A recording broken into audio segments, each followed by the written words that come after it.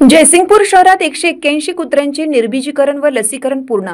जयसिंगपूर शहरात भटक्या कुत्र्यांकडून गेल्या काही दिवसापासून शहरात नागरिकांवर हल्ल्याच्या घटना वाढल्या होत्या। याची दखल घेऊन जयसिंगपूर नगर परिषदेकडून ॲनिमल बर्थ कंट्रोल आणि अँटी रेबीज लसीकरण मोहीम जोमात राबवण्यात येत आहे। या मोहिमेअंतर्गत आज अखेर 195 भटकी कुत्री पकडण्यात आली असून त्यापैकी 181 कुत्र्यांचे निर्बीजीकरण आणि अँटी रेबीज लसीकरण पूर्ण करण्यात आलं आहे।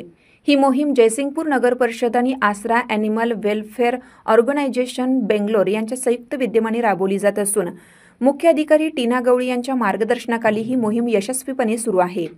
शहरातील नागरिकांना सुरक्षित वातावरण मिळावं यासाठी नगर परिषद प्रशासनाने ही मोहीम दिनांक 24 ऑक्टोबर 2025 पासून सुरू केली आहे। भटक्या कुत्र्यांकडून गेल्या काही दिवसापासून शहरात नागरिकांवर हल्ल्याच्या घटना वाढल्या होत्या। लहान बालके, शाळकरी मुले आणि वृद्ध नागरिकांच्यावर हल्ले होत होते।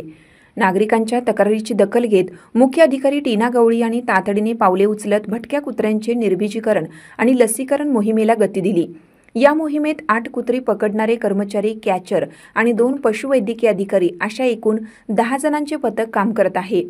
पथकाकडे विशेष डॉग व्हॅन असून दररोज शहरातील वेगवेगळ्या भागांमध्ये कुत्र्यांना पकडून त्यांचे निर्बीजीकरण आणि लसीकरण केले जात आहे।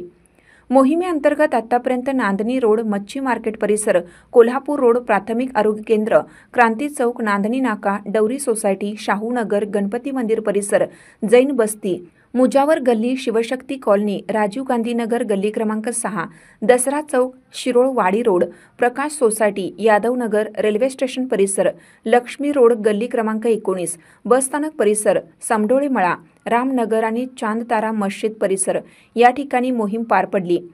नगर परिषदेकडून नागरिकांना आवाहन करण्यात आलं आहे की मोहिमेदरम्यान कुत्रे पकडणाऱ्या पथकास सहकार्य करावे। मुख्य अधिकारी टीना गवळी यांनी सांगितलं की भटक्या कुत्र्यांची संख्या नियंत्रणात आणणे आणि रेबीजसारख्या रोगाचा धोका कमी करणे हा या मोहिमेचा उद्देश आहे। ही मोहीम शहरातील सर्व भागांमध्ये सातत्याने राबवली जाणार असल्याचे सांगितले। जयसिंगपूर शहरात या उपक्रमामुळे नागरिकांमध्ये दिलासा निर्माण झाला असून नगर परिषदेच्या या उपक्रमाचे सर्वत्र कौतुक होत आहे।